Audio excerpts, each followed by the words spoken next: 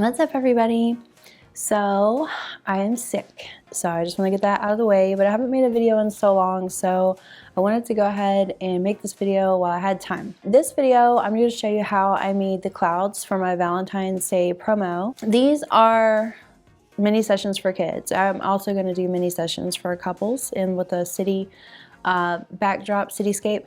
The one I have pictured is Atlanta, but I will be doing Charlotte because that's closest to me right now, or like a downtown small town area like my town. So you can make a really cool, phenomenal, whimsical backdrop for 10 bucks or less if you buy these materials, because the foam core I think I paid like $4.98 for, and I ended up using just one piece. The polyfill, I used one bag, even though I bought 3 just in case, and I didn't even finish that bag out.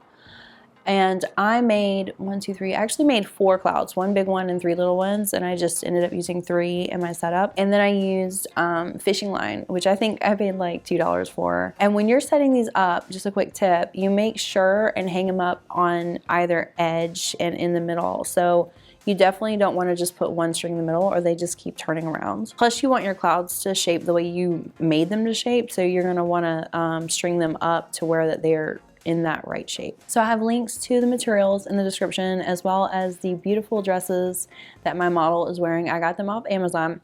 It took me like 2 hours to decide on dresses, reading reviews, because you never know what's going to look really, really bad and what's going to look really good from Amazon. The problem was I wasn't going to have time to return these and then get more if I didn't like them. So I'll put links down below on those dresses for you as well. They were all between like 15 and 25 bucks. Maybe might have paid 29 for one. I don't think so though, but I'll put this down below. The beautiful couch came from Hobby Lobby, and I so wish they had that couch in white because there's so much we could do with it. And I might use the couch for the peach blossoms that bloom in March around here in South Carolina. So I'm definitely gonna get use out of it, but I just do really wish it was white so it could be more versatile without having to go into Photoshop. The roll paper was Savage Backdrops Thunder Gray, and I love this backdrop. You know, if you put light on a gray backdrop, you can make it white. And if you put no light on the backdrop, you can make it more of a dark black. And when you pull the subject forward, I absolutely love this backdrop. So anyway, so I want to get in and show you guys how to make these fluffy little clouds. I saw a tutorial many years ago on how to make these, and I can't place exactly where I saw it. So I think it was the Milky Way, so I want to give credit where it's due. A thing I want to mention as well, in my video I'm using foam core.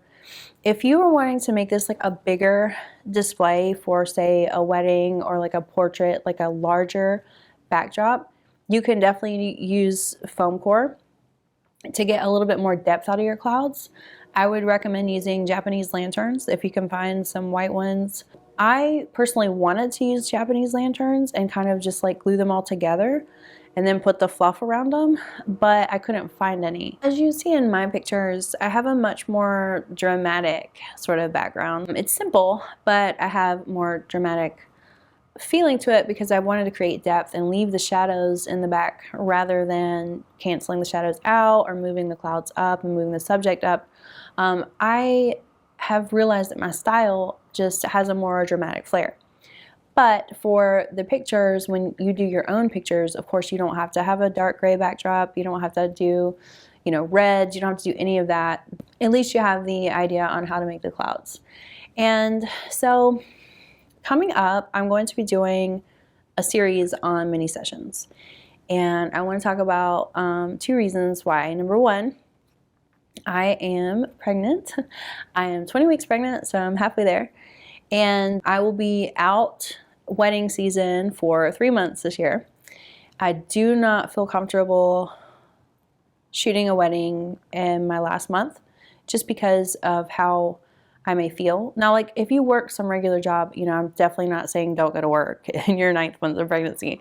I definitely did with my older children, but I just don't feel like I can do the responsibility of a wedding that late in a pregnancy, and there's no telling what could happen. So everything's arranged. So I have May, June, and July off this season. So I'm doing some mini sessions with children, plus I'm just really excited about having another child. So that's one reason. And then number two, I'm doing mini sessions because, a mini session online class, because I feel like there's a lot of information that you guys could benefit from, that even some basic things that people just don't think about when they're planning things out. So this course will probably have about 6 sections, maybe more. It'll have a lot of downloads, and it's going to be at least an hour and a half, 2 hours long, but it's going to be like broken up into chunks. Anyway, so I wanted to do a video on how to make these clouds, and I might do a few other mini session videos just to see how interested you guys are. And then of course I will sometime later on this year, probably fall, be able to roll out my mini session workshop for you guys. So anyway, let's get into the how-tos of this video. So you're going to need hot glue and a glue gun for this project. You can get them really cheap at Hobby Lobby or Amazon. Actually, I'll put some links down below. You're going to need some polyfill, and I just used what was cheap over at Hobby Lobby, so I didn't get anything like thick or specific. You'll need a pencil, of course, to draw out your clouds. You'll need a razor, some scissors, something to cut it out with. You'll need your foam core. And you'll need a fishing line to hang it. I don't have it pictured here. I don't know why. But anyway, that's basically all you're going to need. Okay, so the first thing you're going to want to do is draw out your cloud shape. It doesn't have to be perfect, because when you cut it out, it's going to be very difficult to cut out this thick foam core. And also when you start to glue the polyfill on, it's actually going to cover up your edges, or you're going to want to cover up your edges. So just kind of, draw out, sketch out your, just a basic cloud shape that you might want. So as you see, I attempted to cut this foam core with scissors first, which was not the brightest idea of mine. So I switched to a razor.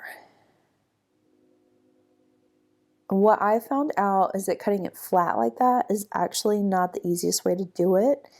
It was better for me to actually stand it up. Now I don't have video of me standing it up and cutting it, but you'll see I move it to the end of the table, or it might actually be out of the shot. But so originally I'm cutting it on top of another piece of cardboard so I don't cut my table up. Eventually I move the foam core back, so I'm cutting it off the edge of the table where there's nothing under it. And you'll see what I mean when you start to cut, because it is so stiff.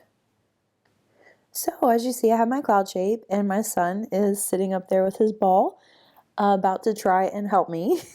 He's only 5, so we're just going to have little arts and crafts night. But he can't really do much with this, because he can put the polyfill on, but he can't press it down because it's going to be very hot on hot glue. So basically I'm just letting him fool around right now for a minute. So now it's time to start gluing my first layer of polyfill on. And it's actually, I don't have to put too many layers. I put like 2 layers for these. I could have layered it more, made it a little more realistic. But I really wanted that kind of whimsical, kind of surreal type look going on.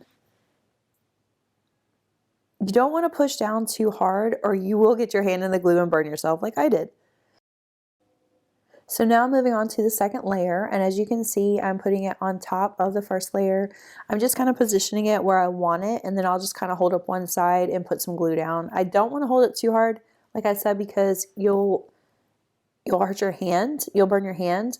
But also if you put it too hard, then your fluff is going to be flatter. And this stuff, it doesn't stay together that well, so you really can't fluff it out too much once you've got your basic shape down. So that's the video, guys. Let me know what you think down below in the comment section. I would love it if you tag me on Instagram with anything that you've done. My photography Instagram is @JenniferRobot. And my knitting Instagram is at knits by Jenbot. So I'd love to see what you guys have come up with. Thanks so much for watching, guys. If you enjoyed the video and you like my content, then go ahead and subscribe. And I will see you next time.